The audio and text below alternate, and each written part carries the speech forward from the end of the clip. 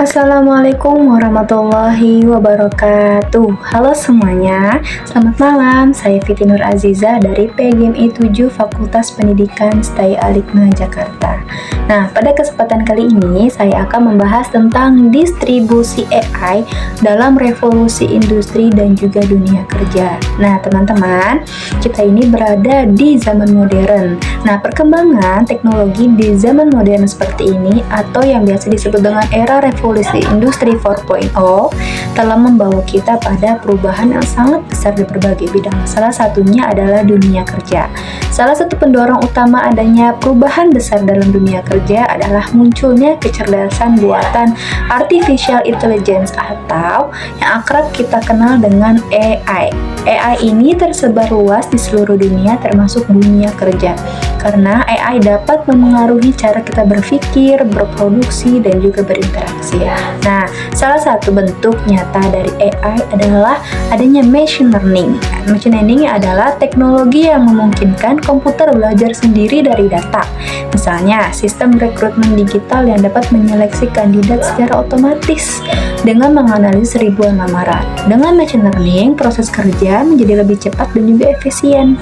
Dampak positifnya terhadap perusahaan adalah meningkatkan efisiensi kerja karena sistem bisa belajar sendiri dari data tanpa harus diarahkan oleh manusia. Namun di sisi lain ada juga dampak negatifnya.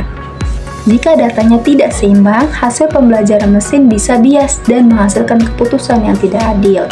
Nah, setelah machine learning, ada juga yang namanya big data. Big data adalah kumpulan data dalam jumlah besar dan juga kompleks. Nah, dunia kerja modern menghasilkan data dari transaksi, media sosial, hingga sensor mesin. Dari data inilah, perusahaan dapat membaca tren pasar, memahami perilaku konsumen, dan juga membuat keputusan bisnis yang lebih akurat. Nah, kalau contoh nyatanya nih, biasanya perusahaan seperti Tokopedia dan juga Shopee menganalisis jutaan data belanja pengguna untuk memberikan rekomendasi produk yang sesuai minat dari pelanggan. Nah, dampak positifnya adalah dapat membantu memahami perilaku pelanggan dan tren industri secara mendalam.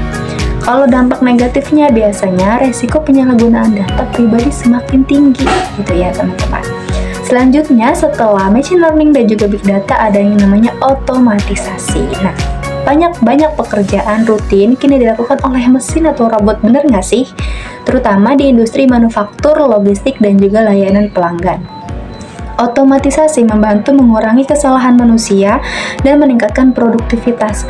Namun, di sisi lain, hal ini juga menuntut manusia untuk beradaptasi, mengganti pekerjaan mekanis dengan kemampuan analisis, kreativitas, dan juga komunikasi. Contoh nyatanya biasanya di pabrik mobil seperti Toyota dan juga Tesla.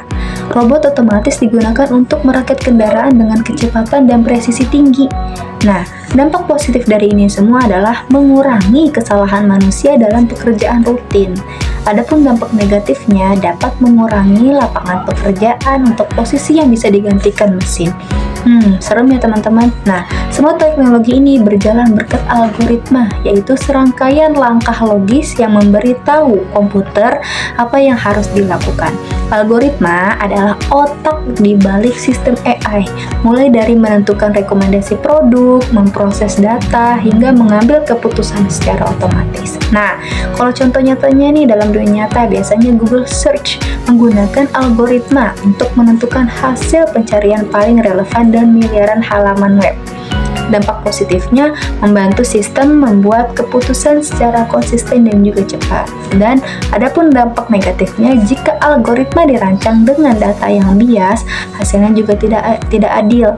Namun, kemajuan AI juga membawa tantangan etis. Karena itu, kita perlu memperhatikan etika AI, seperti menjaga privasi data, mencegah diskriminasi algoritma, dan memastikan bahwa keputusan AI tetap transparan serta adil bagi semua orang. Nah, contoh nyatanya nih kalau etika AI, kamera pengenal wajah atau face recognition di beberapa negara dikritik karena melanggar privasi publik. Nah, dampak positif dari etika AI membantu melindungi hak privasi dan keamanan pengguna. Adapun dampak negatifnya adalah kurangnya regulasi dan pengawasan bisa menimbulkan penyalahgunaan AI.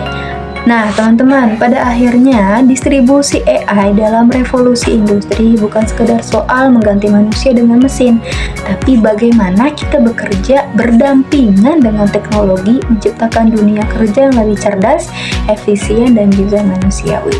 Nah, itulah teman-teman pembahasan saya pada kali ini. Semoga bermanfaat. Wassalamualaikum warahmatullahi wabarakatuh.